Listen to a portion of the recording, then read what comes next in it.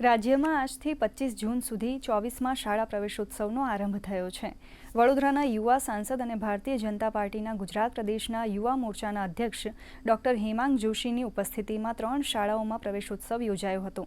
સાંસદના અધ્યક્ષપદે વડોદરા ઓએનજીસી કેમ્પસમાં આવેલી બરોડા હાઈસ્કૂલ ખાતે ધોરણ 9 અને 11ના વિદ્યાર્થીઓ માટે પ્રવેશોત્સવ યોજાયો હતો।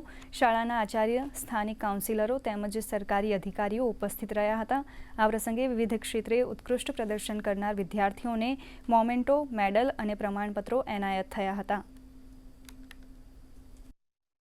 આપણા દેશના યશસ્વી વડાપ્રધાન શ્રી નરેન્દ્રભાઈ મોદી સાહેબ જ્યારે મુખ્યમંત્રી હતા ત્યારે આજથી 2 દાયકા પહેલાં આ વિચાર બીજ એમનું શાળા પ્રવેશોત્સવ અને કન્યા કેળવણી મહોત્સવ એમણે શરૂ કર્યું હતું અને ત્યારે ડબલ ડિજિટમાં જે ડ્રોપ આઉટ રેશિયો હતો, અત્યારે 0.1 કરતાં પણ જ્યારે એનો રેશિયો ડાઉન છે, ત્યારે આજે 2026ના શાળા પ્રવેશોત્સવ અને કન્યા કેળવણી મહોત્સવનું આજે પ્રથમ ચરણ છે।